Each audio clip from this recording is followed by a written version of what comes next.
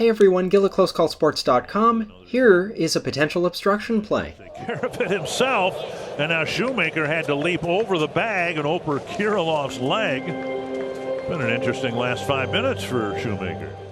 Jack be nimble, Jack be quick, but the question is, can Shoemaker legally leap over first base?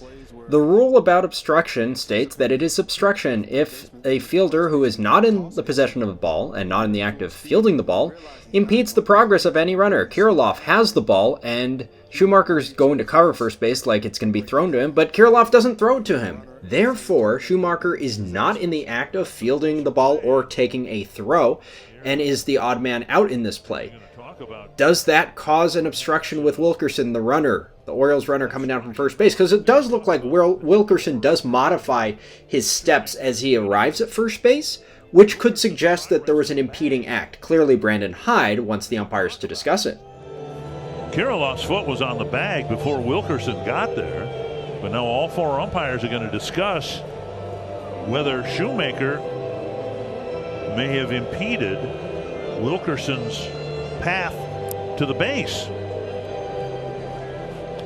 Impeded his path to the base. That's a tough call right there. Yeah, so he's there. But then he hopped, and did it interfere by even a split second Wilkerson's ability to get to the bag before Kirilloff's second attempt at touching it, because he missed it there?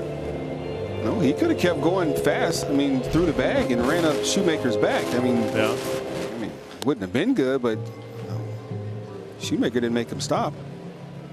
I think the call will be upheld here, because any contact that would have happened would have been beyond the base. After.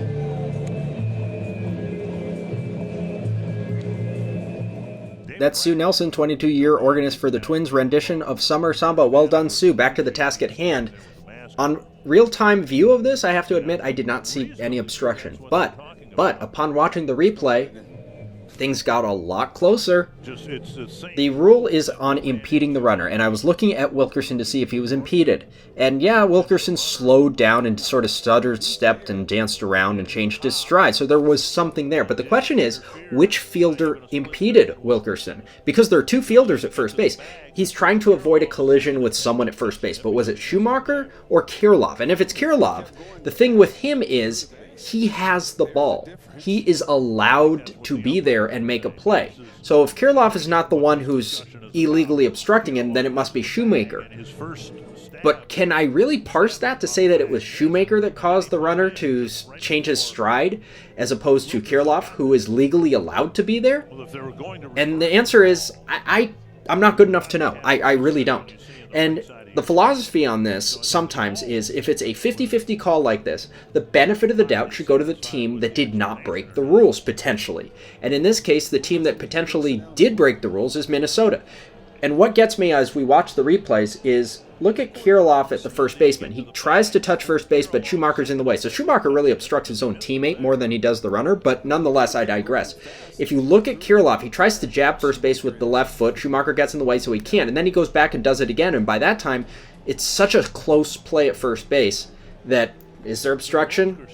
I'm good with either call, because I can see both sides of the argument. What do you think? Visit us online at CloseCallSports.com, Twitter and Facebook at CloseCallSports. We'll see you on the site.